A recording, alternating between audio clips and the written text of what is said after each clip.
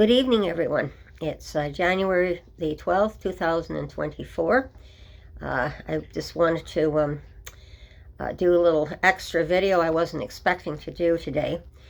But as you're aware of, I will come on once in a while with comments from some of my viewers, and I thought this was an extremely important one, and explain a bit about why I do what I do on the YouTube channel here to her. And I'm going to read her comment here, and it's she says, "May God bless you. I can see that you are truly a kind spirit."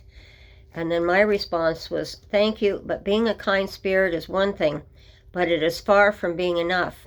Where there is so much suffering in the world and so much more that needs to be done to eliminate that suffering, when I wish I could do more, but I'm only one voice in a sea of millions of voices, your little voice gets drowned out. However, as small as my voice is, I am happy to know that some people are listening, and if all our voices are raised, perhaps we will be heard and more can be done.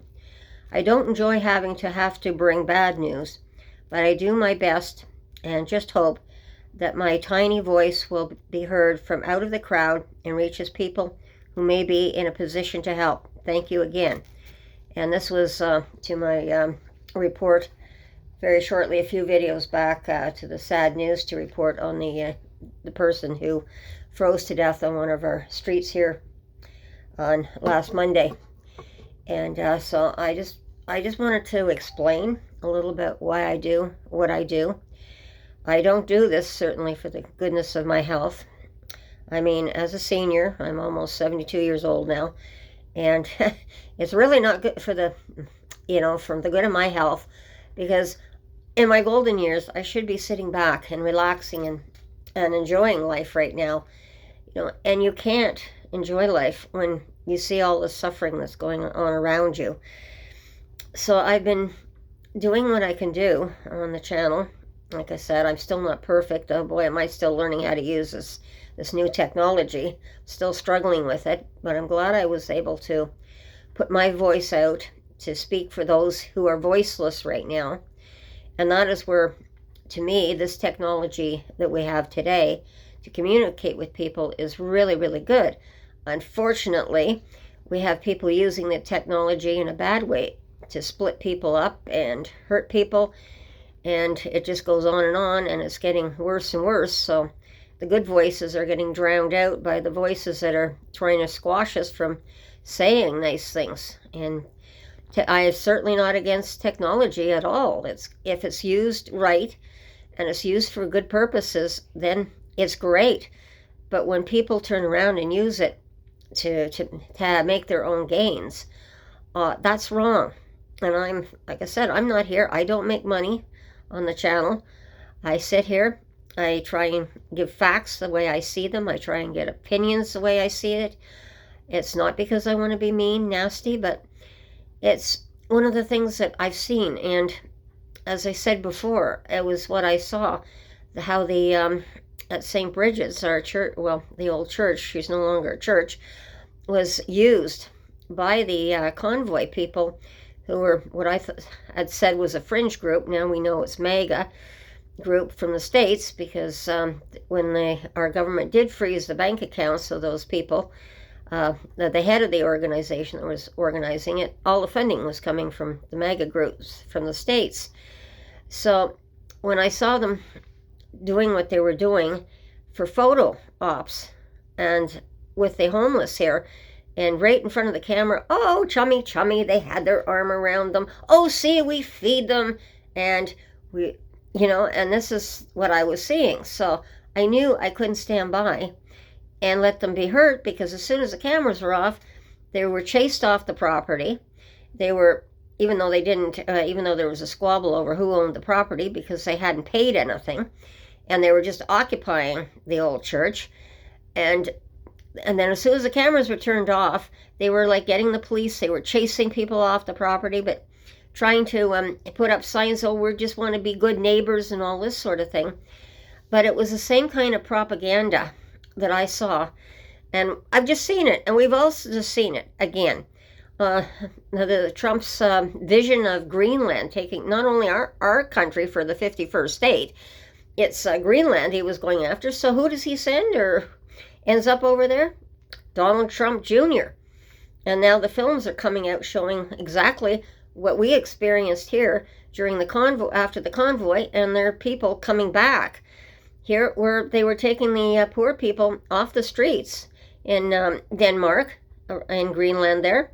They were offering them a meal. They all took them into a restaurant, paid for a meal, and they had this great big photo op. And then they were just thrown back out on the streets again. It was just a big photo op for everyone. So this is what I was seeing, and this is why I do it. People should not be used in such a way.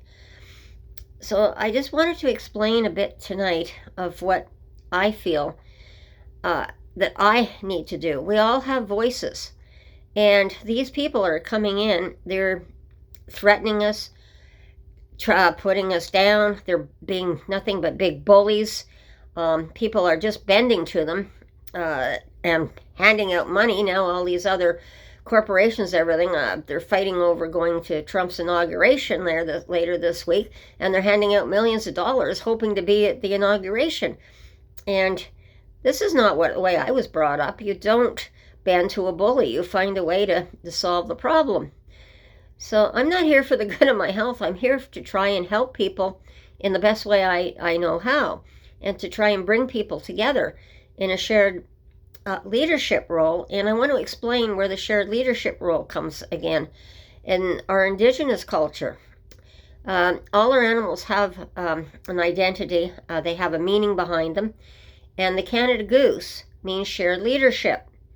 And the reason that we say that is because for hundreds of years, we watched our Canada geese, of course, go in their traditional V formation, where you see the head leader, then you see all the other geese flying in a V formation behind the geese, and heading south.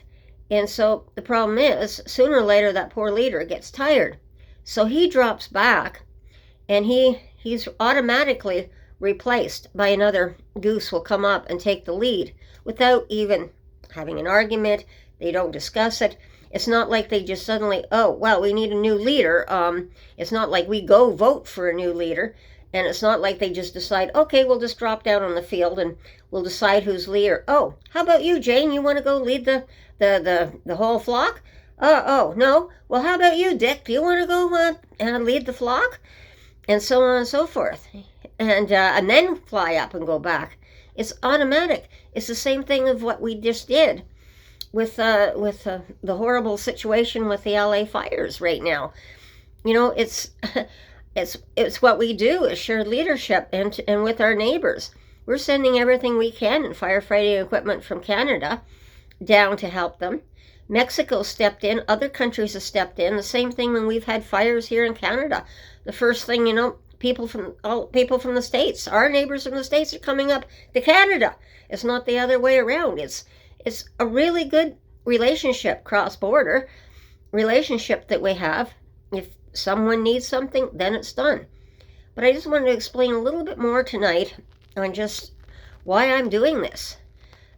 I mean, I could be out enjoying my golden years, and it's just not my way. That was not the way I was brought up. If someone needs help, you go and do it, whether it's volunteering. Like I volunteer with the community. I volunteered. Now the political situation is so bad, I'm volunteering in with my particular party that I believe in is going to be the best party to start leading and doing what has to be done. And I'm not telling people, as I said, how to vote, but I know what I have to do personally to try and get my voice heard again. So I just want to leave it there today, everyone. And I am a very caring person, but I'm getting older now too, so I can't do as much, like go to those protest marches. I can't march as fast as like I used to, because my knee is out, although Heidi does try to help me through part of the march if I can make it. And that has to be in good weather, because I don't get out in the cold weather the same. But I'm going to leave it there, everyone. And everyone, be safe, take care, and love your neighbor. And just see what you can do. It doesn't take a lot, even an hour, a week, out of your time to go and volunteer at the food bank, to pack boxes. There's so much we can do, and we need more of it to do. And we need all of us in a shared leadership to step up to the plate and do what has to be done, because the world right now is still in crisis. We have not come out of that crisis from the pandemic yet. It's getting worse. We need to not be afraid and go hide in our corner and not do nothing. We all have to do a little something. And if we all could just do a little something, then that could become a big something. So everyone, take care. Have a good evening, and we shall talk to you again soon. And bye-bye.